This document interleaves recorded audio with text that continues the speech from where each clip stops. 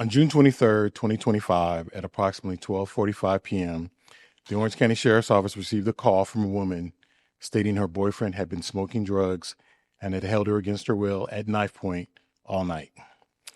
Deputies responded to the scene, located at the aisles at East Millenia Apartments on Lake Fountain Drive. Upon arrival, they spoke to the woman, who confirmed her boyfriend had threatened her with a knife. The deputies determined they had probable cause to arrest the man for aggravated assault and that the woman was willing to prosecute. Over the next hour, deputies continued to communicate with the 57-year-old man, who was now barricaded inside the apartment. The victim, his girlfriend, was no longer in the apartment and out of danger. At approximately 2:45 p.m., deputies on scene requested a negotiator and SWAT team members to respond. While negotiations continued, SWAT team members positioned themselves around the apartment. At one point, the man came out of the room and moved towards deputies while armed with a knife. That's when two of our deputies fired their service weapons, striking the man. Paramedics, who were already on scene staging, transported the man to the hospital, where he later died. As is our standard procedure, the Florida Department of Law Enforcement is investigating the shooting and will turn over their findings to the state attorney's office for review. Once that process is complete, the Orange County Sheriff's Office will conduct its own internal investigation. The deputies who fired their service weapons are now on temporary paid administrative leave pending FDLE's initial review. And now I'll open it up for any questions. Was the woman being held against her will all night long? Yes. How long was that? I don't know the exact time it started, but from sometime from last night, overnight, until this morning, when about 12:45, when she got out and made a phone call. And was she having a hard time getting out to tell law enforcement? She could not, from her standpoint, she could not get out. So she did not feel comfortable trying to leave. I don't have any information about the individual or how many calls were responded to, but we can get you that. The man had a knife? Yes, ma'am. No other weapon? Not that I know of at this point. So Did he come charging close to the deputies and they felt like they had to fire? What was the situation? he started moving toward the deputies. He refused to comply with their instructions, and they felt like they needed to fire their weapons. Not too long ago, we reported on there was a weekend where a deputy got punched in the face multiple times. Someone tried to stack he hit his head on a back of faucet, and you can talk about the danger with this job and how your deputies are feeling. I think we've had several shootings over the last couple of weeks that kind of illustrate how dangerous it is to be a deputy. Those last shootings, people attacked them with knives, they attacked them with fists. The same when the person is armed with a knife, our deputies are put in a very tricky situation where they have to make a split-second decision on whether to fire their weapon or save their own life or save the life of another person. So it is very, very challenging for our deputies out there. Has this man ever been Baker acted before or suffered any sort of mental limitations? I don't have that information now. I will tell you, when we call out a negotiator, our negotiators are CIT trained. So, and we're constantly training all of our deputies on CIT. So most of our deputies that are working the road have been through CIT training. So that is a major a goal of the sheriff's office, is to make sure all our first responders are CIT trained. Crisis intervention training. So that means they're equipped to deal with someone going through a mental crisis.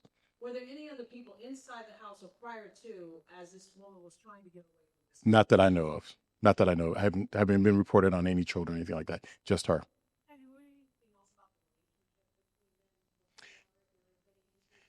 A lot of that'll come out as the investigation continues on. So I don't have the information at this point.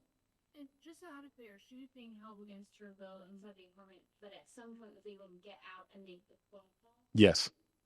She's her phone, I think she went to the office, the apartment complex office. Did she live there? Yes. Oh.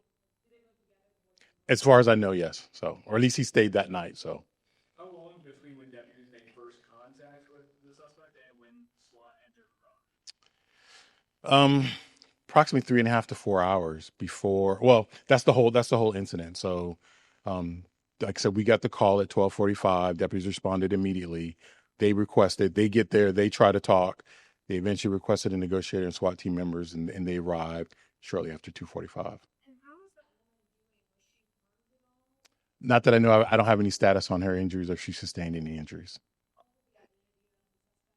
We'll get you that at a later date. So I don't know if all the notifications have been made to his family as well. So So you can scale as far as the proximity of him coming out of the house with the knife and where your deputies were and when that exchange took place. that's going to be part of the investigation.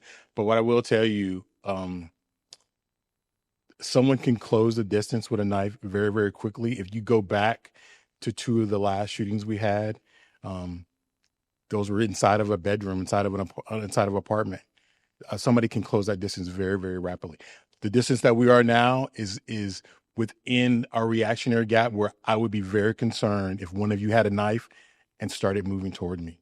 So Also, the 2 officer involved that you guys had not so long ago, 3 weeks ago, plus this one. I mean, does that take into account with the department at all with the non-deputies on this sort of leave? no, we have sufficient deputies to kind of handle what's going on. What I will tell you takes a hit is it hurts you because you're out here trying to protect this community and someone is trying to kill you. And that takes a toll, whether you're involved in it directly or your family sees it. When your family sees another deputy go through what these deputies went through, it brings a lot of trauma. When you see one of your brothers or sisters go through this, it's a lot of trauma. It doesn't matter if you're involved directly or not. It could have very easily been me or anybody else that wears a uniform. So I think there are a few people that are willing to hurt deputies. I think overall that our community is a good community. I think obviously we need more resources when it comes to mental health, and we're trying to make sure that our deputies are best equipped to deal with it. But they're not medical professionals. They're not mental health workers. They're deputies, and we give them the tools that we can so they can deal with it. But there's so much out there that is very, very difficult. Will you be releasing any body-worn camera regarding this incident? We will. Our policy is to release the body-worn camera within 30 days. We like to allow the Florida Department of Law Enforcement the opportunity to look at it, investigate it before we release it, but they will get released within 30 days. See, were the deputies involved, the ones that actually did the shooting, were they SWAT or were they uniform? They are SWAT. They are on the SWAT team, and they're, but some of them are assigned to uniform patrol, but they are SWAT team members as well. Yeah, all of it. I don't have that information right now. All right. Thank you, guys.